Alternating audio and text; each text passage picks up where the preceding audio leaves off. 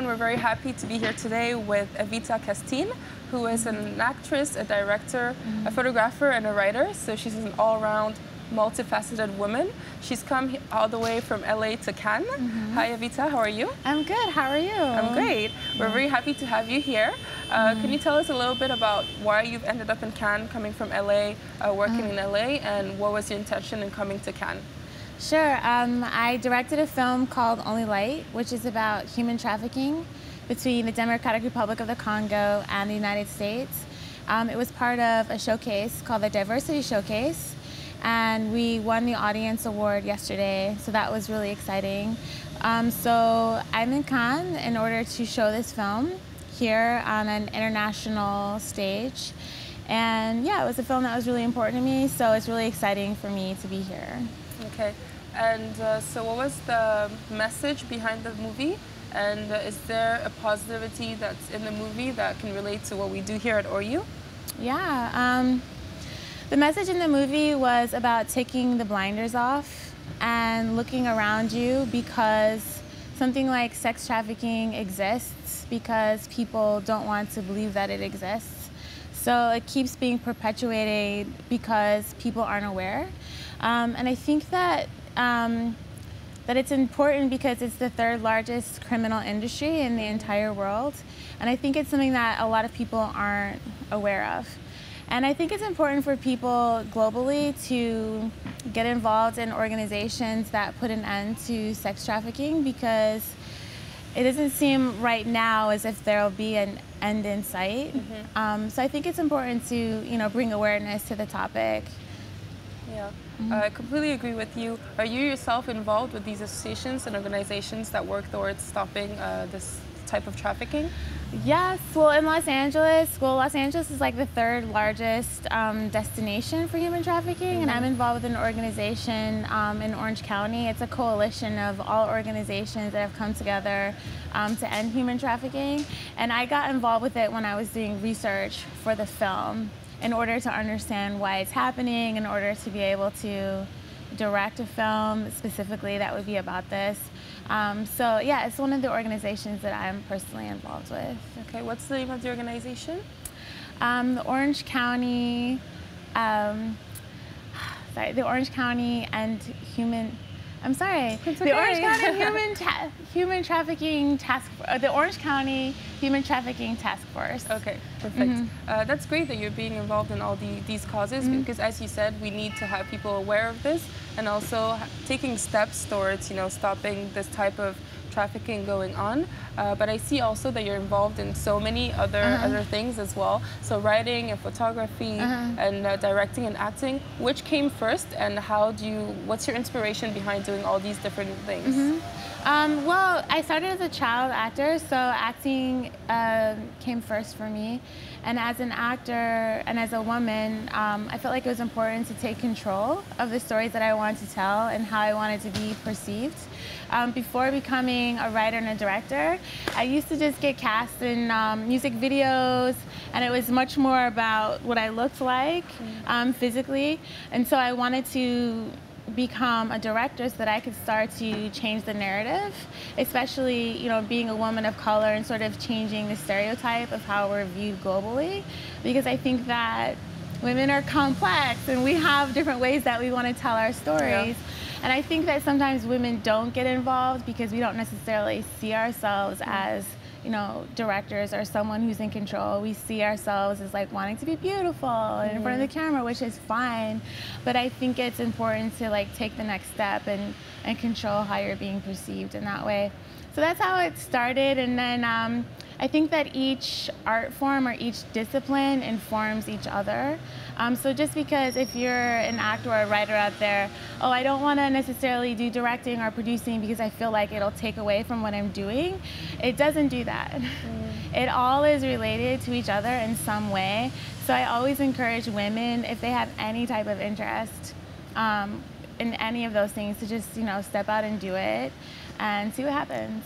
Yeah, I like how you mentioned the women in the industry and how we kind of get comfortable into the roles we're cast into and kind of accept it instead of taking control and deciding this is what I want to be portrayed as and this is what I want to be seen as. So for you, has there been a progress in this type of industry, being a director, being a woman director? Has there been progress with how women are being perceived, and is that going to continue, and how should we make it continue? I think it'll definitely continue because you see women like Oprah or Ava DuVernay. There's just a lot of women who are taking control and changing the narrative of how women are perceived. And you see a lot of women like Patricia Arquette, you know, fighting for gender equality as far as pay.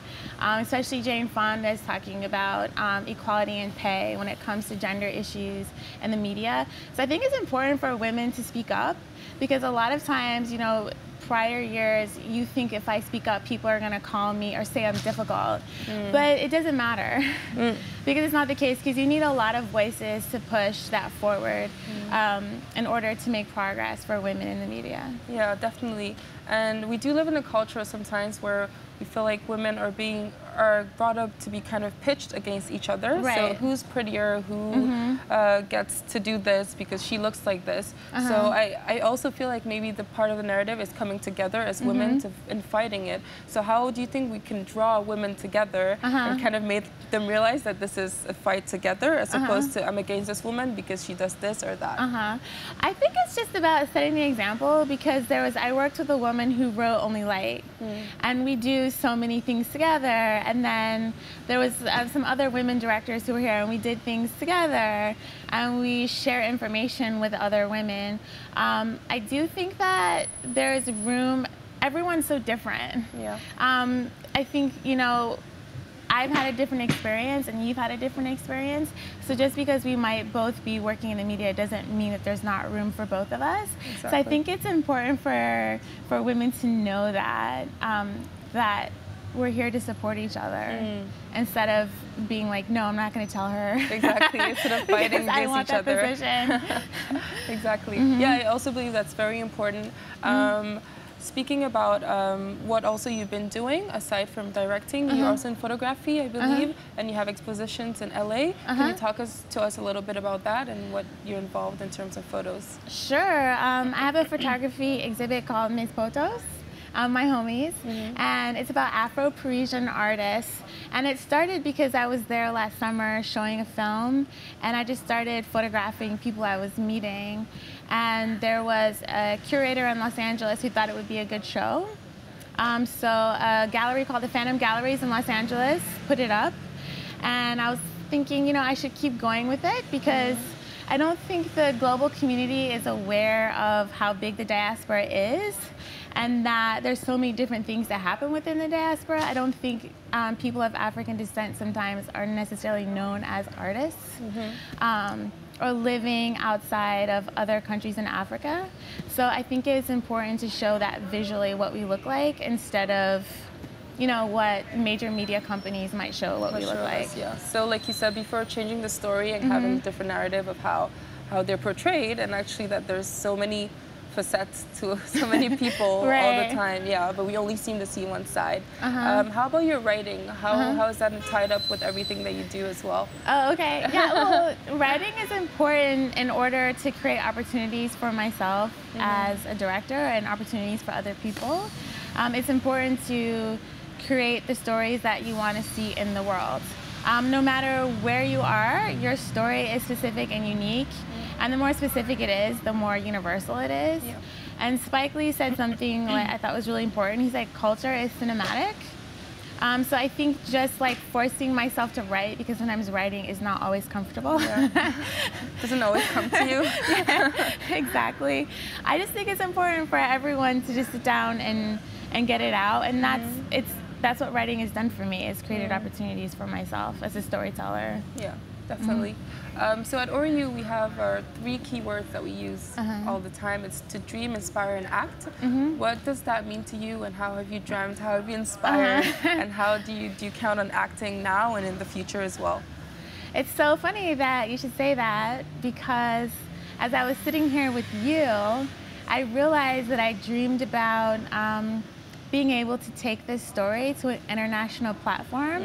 And I was worried that people wouldn't care. I was worried that people wouldn't care about human trafficking or issues regarding African women. But I dreamed about it. I dreamed about coming to Canada. I dreamed about sitting with women and talking to them about it. And then it was just a matter of doing it. It just seems like when you dream, things start to come to you, and then all you really have to do is act on it. And it could be really small, but I didn't know that I was going to meet you Exactly. here today. So I think that it's also inspired other people, because I meet other, especially young women, who say, I want to be a director now, which is amazing, because I think it's just about being able to see someone, because I don't think that people necessarily get to see that. And as far as acting and moving forward, I think dreaming, inspiring, and seeing this is acting for me to do more. Yeah. To do more, to bring more stories, to be more active. Like, one of my goals is to be able to do more film in Africa, more film about women in Africa. So I think knowing that there is an audience and knowing that people are interested is inspiring me to act, to keep going forward in that direction. Yeah, definitely. So, last question, where would you see yourself in 5 to 10 years? Okay. One of my main inspirations, well, I have two inspirations, and that's Steve McQueen and Gordon Parks. So in 5 to 10 years, I would like to be making movies at a studio and being able to go back and forth between living in Los Angeles and other countries, and being able to do documentary work, whether it's like photojournalism or video, to be able to like tell more stories, to bring it to a global audience about issues that are important in the world. And that's definitely where I see myself in 5 to 10 years. Yeah, definitely. We see you there too. I'm sure it's going to happen. You really seem to have a vision and a purpose, so I'm definitely sure that's going to happen. Thank you so much for being with us, and we hope to see you soon. Thank you, Alma. Thank you.